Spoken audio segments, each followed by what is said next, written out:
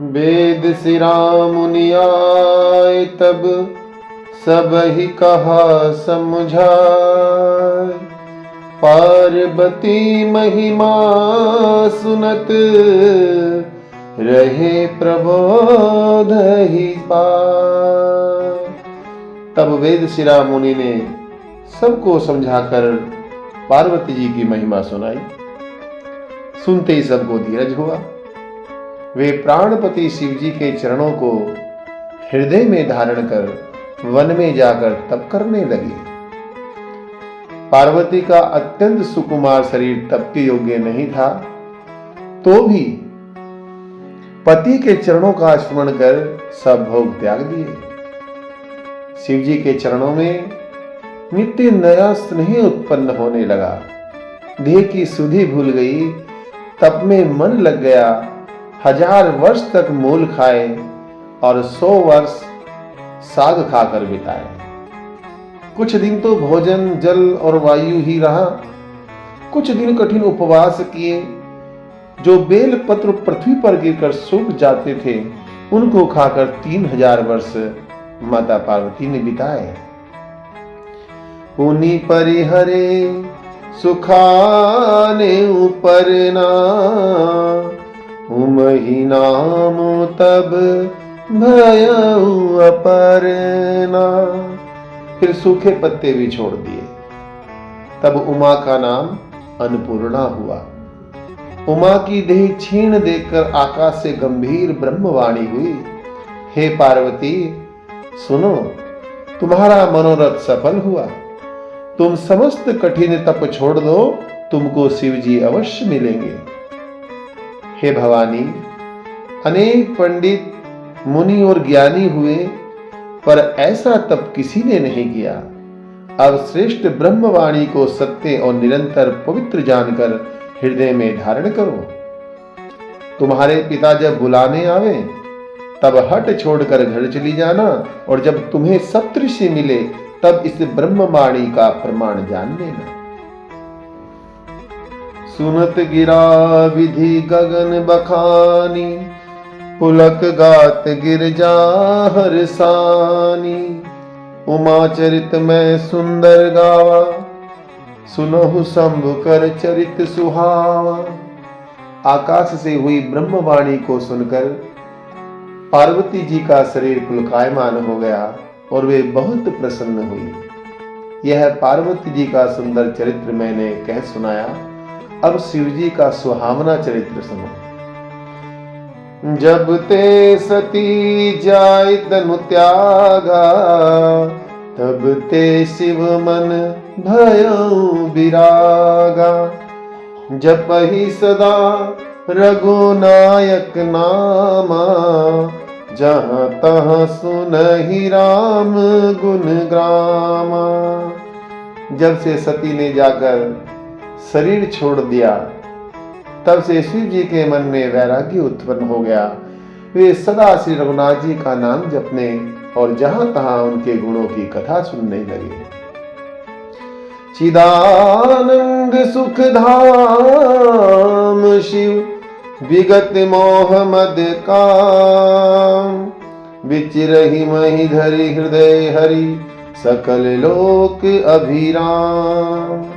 चैतन्य आनंद स्वरूप सुख के धाम, मोह मद और काम से रहित शिव जी सब लोगों को आनंद देने वाले भगवान श्री हरि को हृदय में धारण कर पृथ्वी पर विचरने लगे।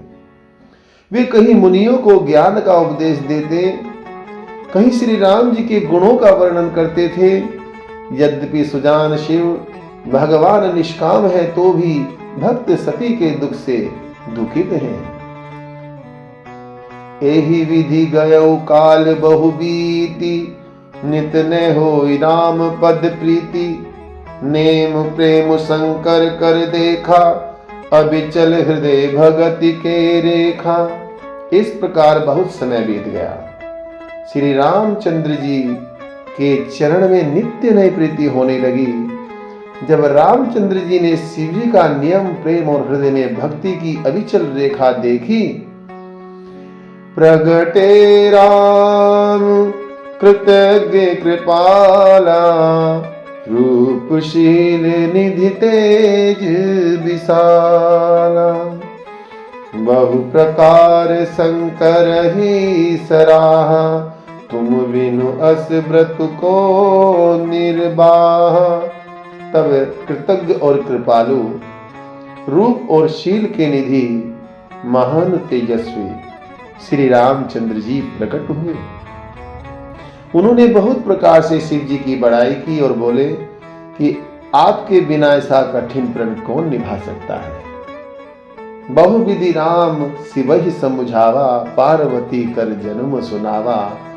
अति पुनीत गिरजा के करनी, बिस्तर सहित कृपा निधि बरनी। देखिए, रामचंद्र जी ने बहुत प्रकार से शिव जी को समझाया, पार्वती जी का जन्म सुनाया और कृपानिधि रामचंद्र जी ने पार्वती जी की अति पवित्र करनी विस्तार सहित वर्णन की।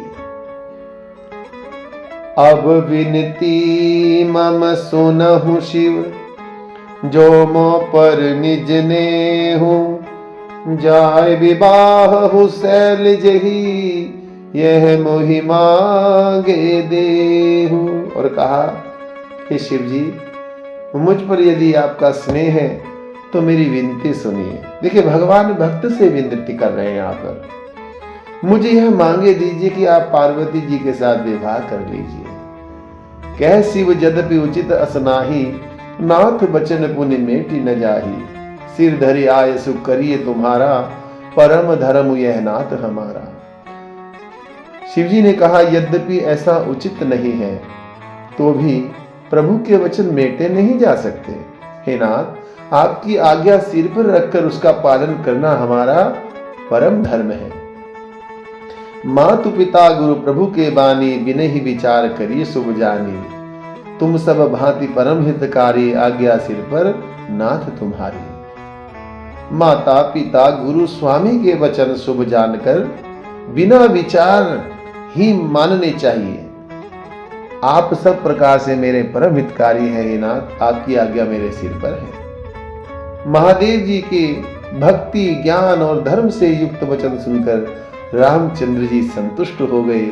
प्रभु ने कहा, हे शिव, आपका प्रण रहा, अब जो हमने कहा है उसे अपने हृदय में रखना। अंतर्धान भय अस भासी, शंकर सोई मूर्ति उर राखी। इस प्रकार कहें श्री रामचंद्र जी अंतर्ध्यान हो गए। शिव जी ने वह मूर्ति हृदय में रख ली। उसी समय सप्तऋषि शिव जी के पास आए। उनसे शिव जी बहुत सुहावने वचन बोले। पार्वती पह जाए तुम प्रेम परीक्षा लेहु, गिरहि प्रेरी पट एहु भवन दूरी करेहु संदेहु। पार्वती जी के पास जाकर आप उनके प्रेम की परीक्षा लीजिए और हिमवान को भेज पार्वती को घर भिजवाइए और उनके संदेह को दूर कीजिए।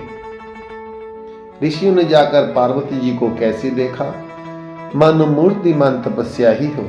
मुनि बोले, हे पार्वती सुनो, तुम किस लिए भारी तप कर रही हो, किसकी आराधना कर रही हो, क्या चाहती हो, हमसे सच्चा भेद कहो।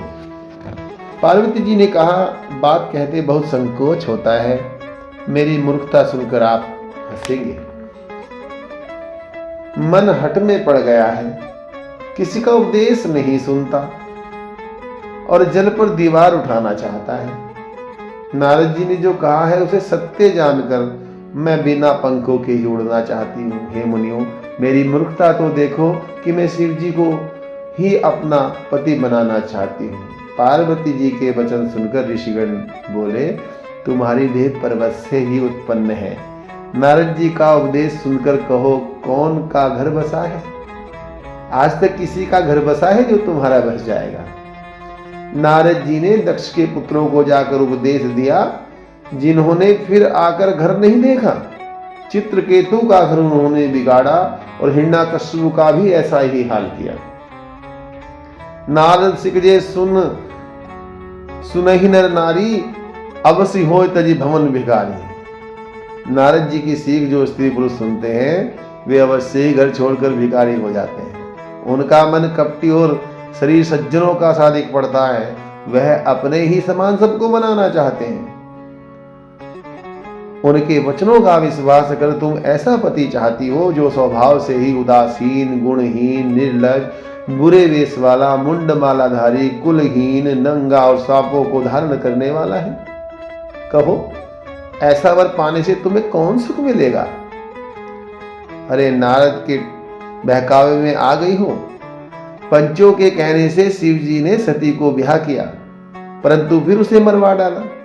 अब शिव जी सुख से सोते हैं, कुछ सोच नहीं है और भीख मांग कर खाते हैं। ऐसे एकाकी स्वभाव वाले के घर क्या कभी स्त्रियां निभी हैं? अब भी हमारा कहना मानो, हमने तुम्हारे लिए अच्छा वर विचारा है। वह बहुत सुंदर, पवित्र, सुखदायक और सुशील है, जिसकी लीला का यश वेद गाते हैं।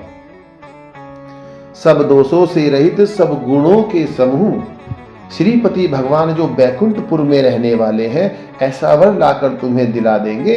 यह सुनकर पार्वती जी हंसकर यह वाणी बोली, आपने सत्य ही कहा कि यह मेरा देह पर्वत से उत्पन्न है, इसका हट नहीं छूटेगा, चाहे देह छूट जाए। सोना भी तो पत्थर से प्रकट होता है, वह तपाए जाने पर भी अपना स्वभाव नहीं छोड़ता। नारद बचन न मैं परिहरऊं, बसऊ भवनु उजरऊ नहीं डरऊं। गुरु के बचन प्रतीति न जेहि, सपने सुगम न सुख सिद्धि तेहि। नारद जी के वचनों को मैं नहीं छोड़ूंगी, चाहे घर बसे अथवा उजड़े, इससे मैं नहीं डरती। गुरु के वचनों पर जिसको विश्वास नहीं होता, उसके सपनों में भी सुख सिद्धि नहीं होती। महादेव अवगुण भवन, विष्णु सकल गुण धाम, जय कर मन रम जाहि सन, ते ही सन काम। शिव जी अवगुणों के घर और विष्णु सब गुणों के स्थान है, यह सही है, पर जिसका मन जिसमें रम जाए उसको तो उसी से काम है। हे मुनीश्वरों, जो आप पहले ही मिलते तो मैं सिर पर धारण कर आपकी बात मानती। अब तो मैं अपना जन्म शिव जी के लिए हार चुकी हूं, अब गुण दोष का विचार कौन करे।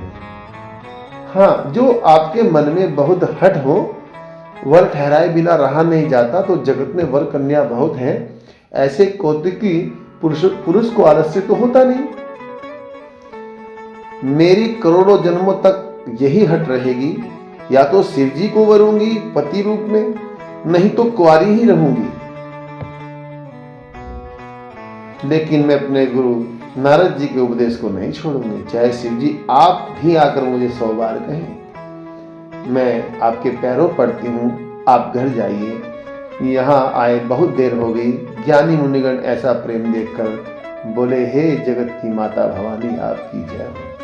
तुम माया भगवान शिव सकल जगत पितु मातु, नाय चरण सिर मुनि चले, पुनि पुनि हर्षत गाते। आप माया है और शिव जी भगवान हैं, आप दोनों जगत के माता पिता हैं। यह कह मुनि चरणों में मस्तक नवाकर बारंबार प्रसन्न होकर चले। और जाकर मुनियों ने हिमवंत को भेजा, यह विनती करके पार्वती को घर ले आए। फिर सप्त ऋषियों ने शिव जी के पास जाकर पार्वती जी की सब कथा कह सुनाई। पार्वती जी का प्रेम सुन शिव जी आनंद में मग्न हो गए और सप्त ऋषि प्रसन्न हो अपने स्थान को गए।